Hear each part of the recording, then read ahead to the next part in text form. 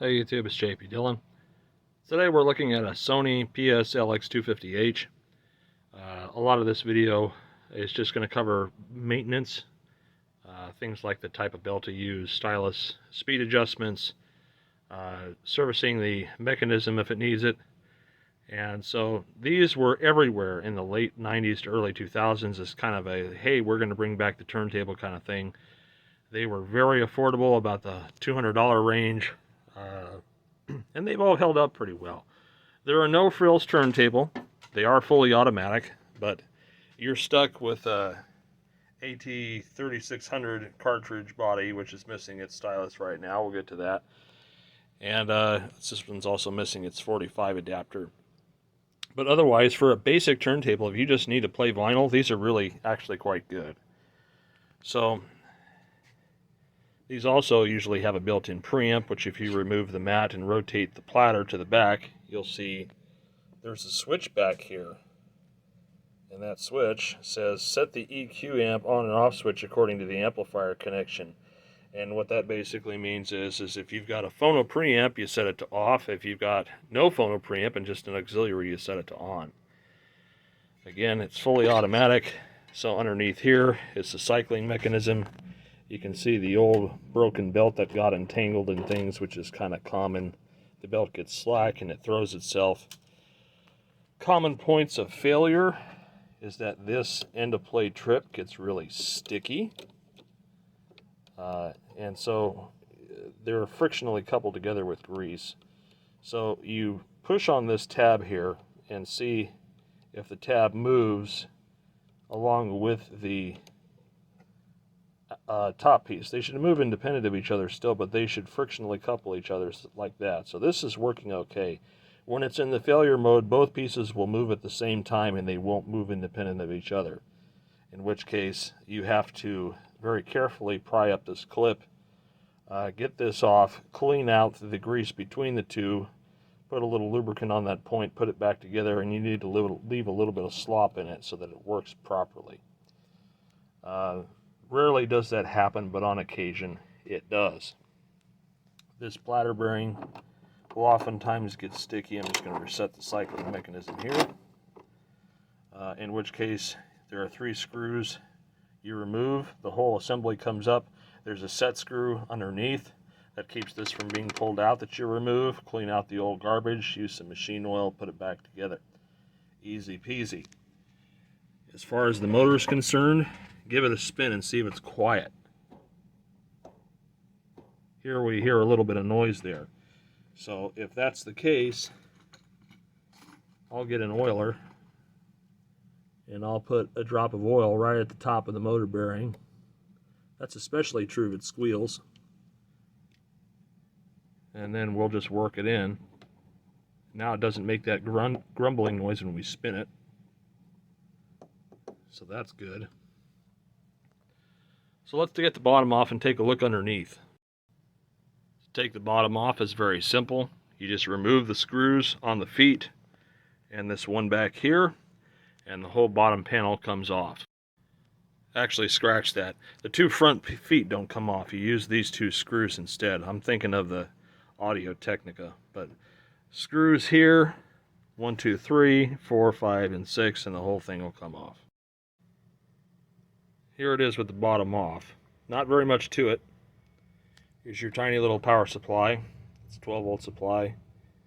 It feeds both the motor and the preamp here. Now, as far as what these screw adjustments do, don't go tweaking that just yet unless there is a malfunction with the turntable and you've ruled out everything else. This one up here is the return adjustment. That means that changes when the arm picks up at the end of the record. You turn it one way for closer to the paper and one way for closer to the grooves. This one is the lead-in point. That means this is the adjustment you make when the needle sets down too far in or too far out. And then this one back here is the motor trigger switch. And so if you have problems with the motor not shutting off when the arm is at its rest and this switch isn't bent or tweaked, you want to adjust this screw just to where it turns off, and then turn it about a degree or two more. So there are markings for this underneath on the cover. You can see lead in, return, and switch. So you don't have to pull the cover off to adjust them, but just know what those are, because I know people are curious and they like to go tweaking stuff. So I'll see these come in and all the arm adjustments are way out. As far as your speed, this is your 33 adjustment right here on the motor. And the one to the left of it is the 45 adjustment. This 45 and 33. You'll want a very small jeweler's style screwdriver, and you'll want to adjust it with a strobe, because it ain't easy to adjust it with your phone sitting on the spindle when you have to do it from the bottom. I'll show you how to do that. But otherwise, these are all pretty straightforward. There's not a whole lot goes wrong with them, other than abuse. I've seen a couple that were forced, where this collar piece here develops a small crack and this will stick. So instead of picking up at the end, it will just get stuck in the lead out groove. This, as far as the return mechanism, this gets broken here, this little plastic spring thing that resets this. So a symptom will be it will keep endlessly cycling. I don't know if you can still get this part. I haven't tried to look. Haven't seen too many lately that were busted. Let's see here. Nope, that's the start stop. That's the queuing thing there. So yeah, not a whole lot goes wrong. Let me show you what belt to use. The FRY 25.0, available from the PRB line of Russell Industries, is what you use if you can't get the actual Sony belt. I don't recommend buying belts from people on Amazon and eBay and the like, because they usually show up too tight and they will usually murder that little tiny brass bushing inside that motor. The motor will try to keep up with the speed, but over time it will just die. This works. Trust me on this one. So FRY 25.0, if you want to pause that and grab it, take a picture of the barcode, whatever, you can buy it direct from Russell Industries, or you can usually buy it online. Some people on eBay sell it, and I know I just said don't buy shit from people on eBay, but if it is the EV Game PRB line FRY 25.0, it's a perfectly good belt. Let me show you how to install it. So you want to get your platter and invert it so it's upside down. And then I will wrap the belt around the platter here, and forgive me because I can't really do this with one hand, so let me get two hands and we'll wrap it around. And so once it's wrapped and it's on the platter rim here, I'm going to lift this up. And then what I'm going to do is you want to get your finger, come on, focus, you piece of crap. Not going to do it for me today. Well, anyways, take your finger, and I'm grabbing it underneath here so I can get up underneath it. See that? You can use your finger, you can use your thumb, anyways. So now I'm going to take this with the thumb, finger, whatever, with the belt still wrapped around it. And then, hold on, let me turn on some lights so y'all can see. And see how my thumb is holding that belt? I'm going to lay the platter down, and I'm going to work the belt around the pulley here, just like that. That's how you put it on there. And then slowly rotate it, slowly. And the reason why you do it slowly is because the belt will have a tendency to want to creep up on either side of the pulley, top or bottom, if you just stick it on there. So I give it a full rotation. Make sure that it's on there. Alright. So we're good to go on that. The belt is now on there. Now we're going to check the speed. And the way that we do that is with the strobe disc I have. Used to print these from enjoythemusic.com. They're just a reproduction of the original audio-technica scope, or a stroboscope thing. And you want to use this under a LED lamp or a fluorescent lamp, something that flickers at the appropriate speed. The reason why it started is because we were stuck in the middle of a cycle. Alright, so you can see that they have printed here what band you're looking at for the correct speed. Now you can use the RPM app, but it's going to be hella difficult to adjust the speed when you have to get underneath the turntable and move it around while trying to balance your phone on the spindle. You can use a plastic cup or something to rest it up there, but that makes it tricky too. So under 60 cycle flashing light, we can see that the 33 strobe here is moving clockwise with the turntable. That says it's going a little fast. About 4% fast according to that band there, which is standing still, which is the +4 band. So the way you adjust it is we move our turntable to a position where it's being supported, but I can still get the little jeweler screwdriver in there, and we're going to tweak the speed. And so remember that your 33 and 45 speed adjustment ports are underneath here, and you're going to need a little small insulated screwdriver preferably, but you know, if you can just use a jeweler screwdriver, that works too. And the way I do it is I get that section off the edge here so that it's sticking off the edge, the turntable is supported, and I can monitor the speed as I adjust it. So let me find the right tool. So here I've got one of these narrow jeweler screwdrivers. I've done a little machining on it, but it's about 2 millimeters wide. And so what we do to make it easy is we're going to queue up, even though I don't have a stylus over here, get that moving, and we can see that it's still too fast. So I'm going to stick the screwdriver into the speed hole. Now you have to be careful not to touch the walls of the motor, otherwise you'll short out the control and the speed will run away like that. So that's why you got to use a tiny one. Now watch the thick band as I adjust, and so if I adjust one way, we can see it goes a little slow. If I adjust it back the other way, it goes too fast again. So we need to nail it so that it's just on the cusp of being a hair fast, and the reason why is because when you place the stylus on there, it does create the tiniest little bit of drag. But right now we can see that that's pretty much standing still.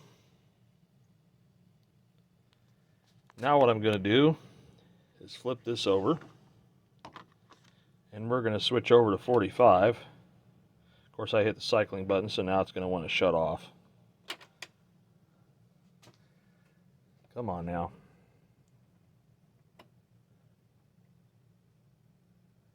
Alright, speed button's over here. Now, we see that the 45 is a hair slow. Just a little bit. So we're going to do the same thing. And let me fit the screwdriver into the adjustment slot. Taking care not to touch the motor body.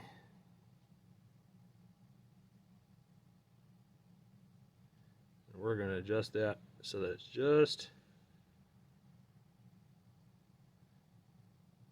a hair too fast. And there we go. So the speed's now set. 45 section is standing still, and if I turn this back down to 33, flip this over, the 33 pippies are standing still. So we're good on the speed with this. Obviously we don't have a 78 speed, so we're not going to be looking at that, and that just is showing that it's uber slow. Now here's something interesting. Maybe I just misadjusted it, but looks like I'm still a little bit off on the 33 speed.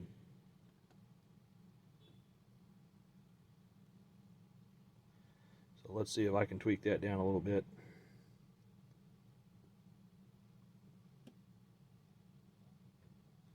That's the problem with this. If you don't have a plastic tool,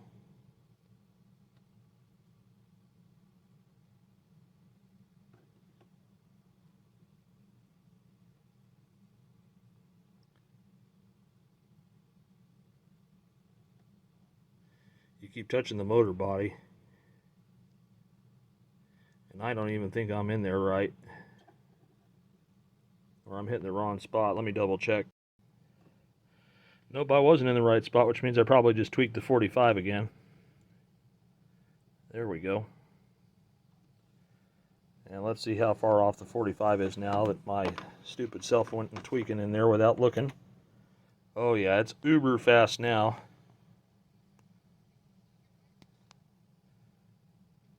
This is the 45.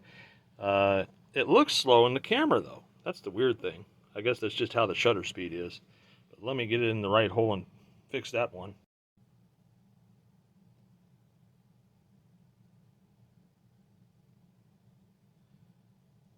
There we go.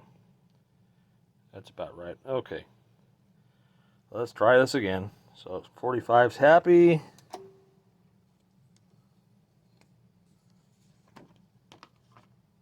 And 33's happy. Alright, let's get a stylus in this sucker. Now, this is the stylus you need. This is the ATN 3600L. Pay close attention to that. It's not an ATN 91. It's not an ATN 91E. It's not an ATN 3600 or 3600C or 3600E. It is the ATN 3600L. Now, this is also known under another line for Crosley's. I want to say it's like an NP6 or something like that. Let's take a quick look. Okay, well, just looking, it's also known as the Crosley NP5, which is the same thing. The reason why you have to use this stylus, this variant of the 3600, is because the cantilever, which you may or may not be able to see here, hard to tell, the cantilever is carbon fiber. It's thicker.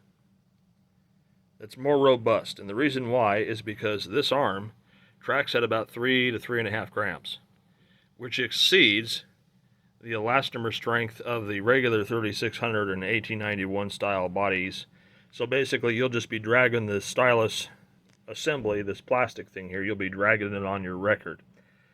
So you got to have this stylus because this stylus is the only thing compatible with this arm. The weight is not adjustable. You could probably take the arm apart and screw with different types of tension springs until you got it a little bit lighter, but then there's a good chance it wouldn't pick up at the end because it really needs about 3 grams in order for it to trigger the end of plate trip. So as far as installing this, there's usually instructions printed on the back here. Easiest way to explain it is there's a hook. You see the hook there? The hook goes into a hole on the cartridge body, which is that little opening underneath there. And so you want to fit the hook into that hole, which is going to be really difficult with me doing one hand. Once you get it in the hole, then you can start to tilt the body of the stylus upward.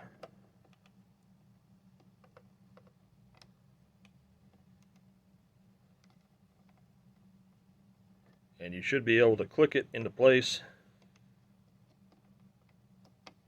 But I'm going to need 2 hands for this, so you're just going to have to trust that I know what I'm talking about. Alright, so when you're all together and happy, that's about how it should look there. It's got the stylus flush with the front of the arm. Everything's cool. And sometimes the cartridge body will come unglued from the arm. That's easy to just put back in there. A little dab of super glue on each side of the back of the cartridge, slide it in, and you're good to go. Now that we've got that in there, we need to check and see what the lead-in adjustments are and lead-out adjustments are. So if everything's cool, when I hit start, the needle should land about midpoint of the lead-in groove.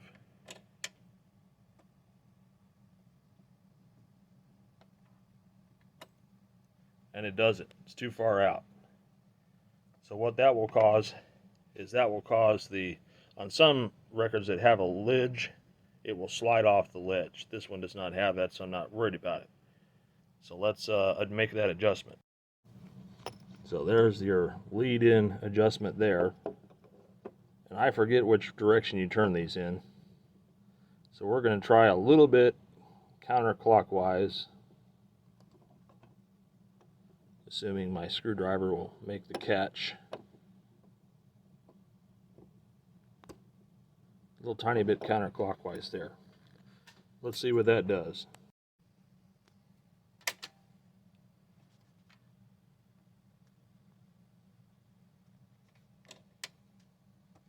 Counterclockwise is a no-go. That makes it worse. It just sits there on the edge there. So clockwise it is.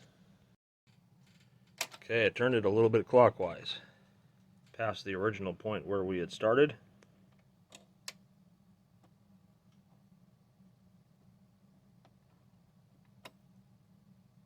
Nope, still needs to come in a little tiny bit more. Alright, maybe the third time's a charm.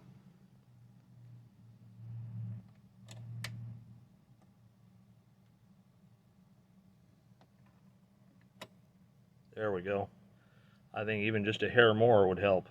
But you can see it's sliding in because it's hitting the edge, which is beveled a little bit on this one. I thought it wasn't, but it is.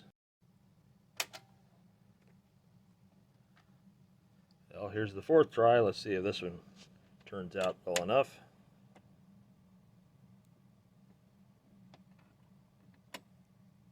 There we go. That's where I want it. So the whole distance I've turned that adjustment is maybe a quarter of a turn clockwise. Maybe. Let's see where it picks up at the end.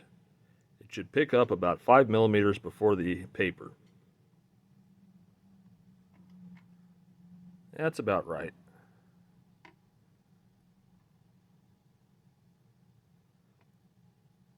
And then it shuts itself off. Let's see how repeatable that is.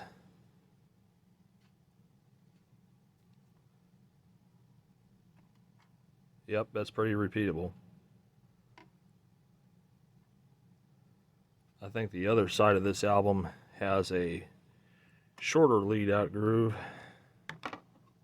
Nope, it's just as wide. I don't think I have anything short on hand. Let's just place this here.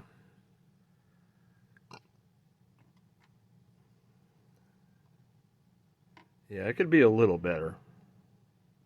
So let's make the adjustment. That's going to be this one here called return. So I'm going to try clockwise first. So we've done about 1/8 of a turn clockwise.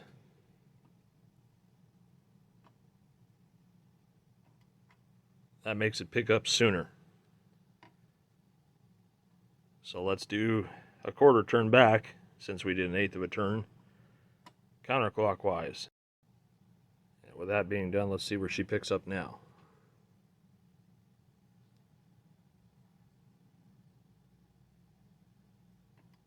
There we go. That's a much better spot. It's about the 5 millimeters I want. I think it was a little bit further out than that before.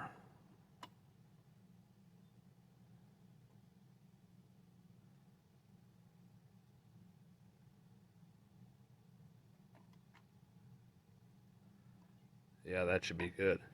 Alright.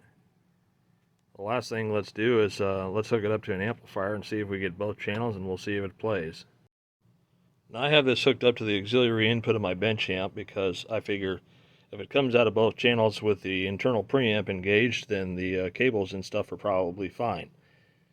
So let's just do a brief check here. Make sure it starts and stops correctly. I ain't going to be playing the song long because of copyright reasons.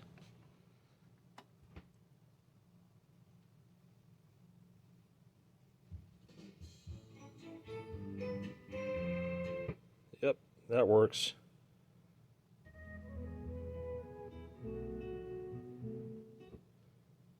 And let's see if she picks up at the end like she's supposed to.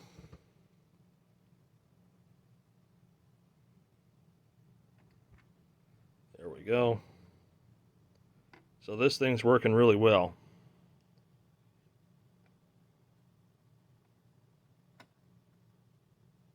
Okay. Now the next thing to deal with is this disgusting looking dust cover. That's not dirt, that's haze and wore out plastics. The angle of it just makes it look worse. This is actually textured back here, but up here this is supposed to be clear. So this is kind of ugly looking, and let me show you how we fix that.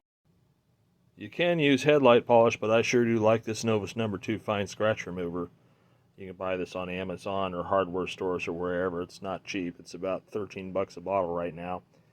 But this will last me scores of turntables. You don't need much. And I just use a shop towel, a blue shop towel, which is gentle enough that it's not going to cause any new scratches. And so we're going to shake it up. And I'm going to put about a $50 size blob here. And then I'm going to fold a shop towel into fours. It's like about this size. And we're just going to work it in like we're buffing a car.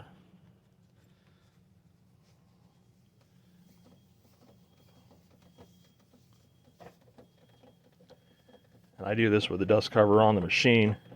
And basically we're just going to go at it for a while until all the scratches and stuff are buffed out. So give me a few minutes. And then when we've polished it some, we turn the towel inside out and do another fourth, and we just buff away at the excess left behind. And we do that for a little bit until we get every little last bit off and it's nice and shiny.